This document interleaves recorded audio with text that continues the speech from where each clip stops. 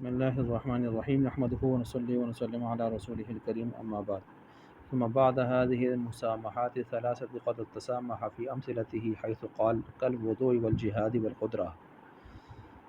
نور الانوار جو ہے سبق نمبر 52 ہے، اور اس میں یہاں سے مصنف رحمۃ اللہ علیہ حسن لغیرہ کی تقسیم کے دوران جو ہے وہ یہ بتا رہے ہیں کہ ماتن سے تین مسامحاتیں، تین جو ہے وہ لغزشیں ہوئی تھیں۔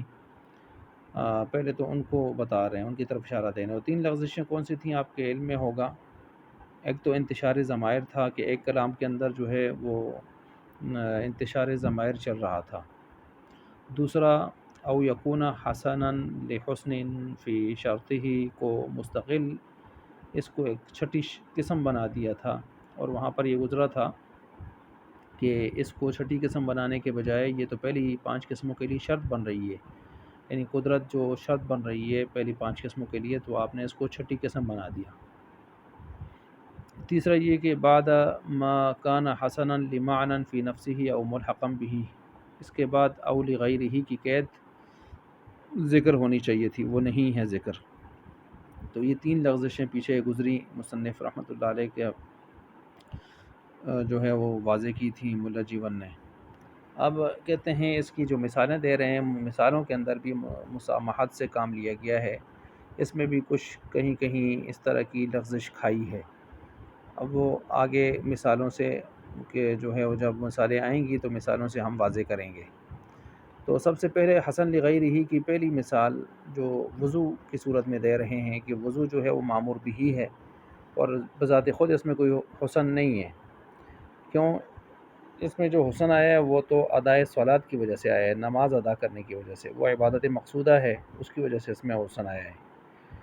وضو بذات خود حسن اس لیے نہیں ہے کہ وضو میں تو آپ پانی بہا رہے ہوتے ہیں، اعضاء کو ٹھنڈا کر رہے ہوتے ہیں، اعضاء کو صاف ستھرا کر رہے ہیں، لیکن پانی کو بہا رہے ہیں بار بار، کم از کم 3 مرتبہ پانی بہا رہے ہیں، تو اعضاء کو ٹھنڈا کرنے اور پانی کو بہانے اور گویا بظاہر ضائع کرنے میں شرعاً کوئی قباحت اور کوئی عقلاً حسن تو نظر نہیں آتا۔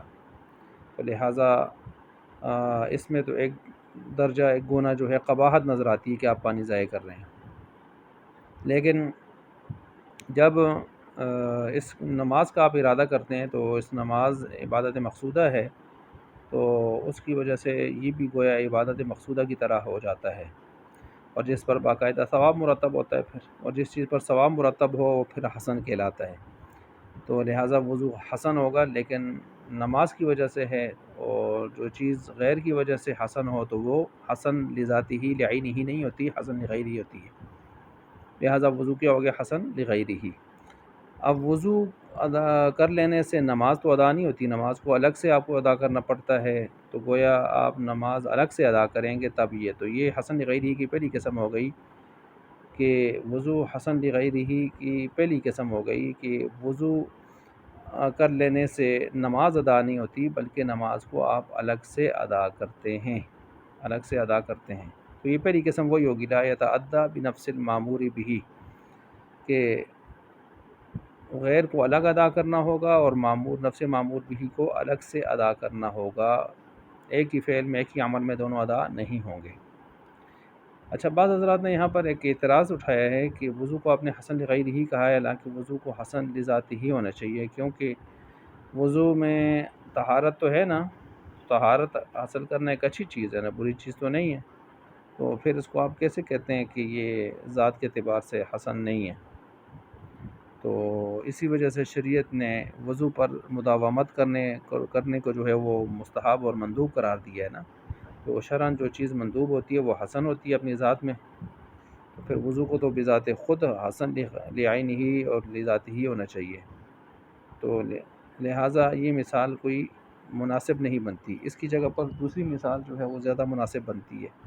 دوسری مثال کیا ہے کہ آپ سعی الی الجمعہ کی مثال پیش کرتے ہیں کہ سعی ایک تیز قدموں سے چلنا جمعہ کی طرف، جمعہ کی نماز کی طرف۔ اب بظاہر سعی جو ہے وہ اللہ کی زمین پر دوڑنا، تیز چلنا، یہ کوئی بظاہر اس میں اپنی ذات میں کوئی حسن نہیں ہے، لیکن جمعہ کی نماز کی ادائیگی کے سلسلے میں تیز جانا ہے، تو اس لحاظ سے پھر اس کو حسن کہا گیا۔ تو جو گویا نماز جمعہ کی وجہ سے، نماز جمعہ کی ادائیگی کی وجہ سے سعی کے اندر کیا آیا؟ حسن آیا ہے، ٹھیک ہے۔ لیکن اس سعی کے ساتھ جمعہ تو ادا نہیں ہوتا، جمعہ کو الگ سے ادا کرنا پڑتا ہے، تو لہٰذا اس کی درست مثال جو ہے یہی بنتی ہے، سعی الی الجمعہ۔ وہ وضو والی مثال اس پر اعتراض اٹھتا ہے، لہٰذا اس کو نہ پیش کیا جائے۔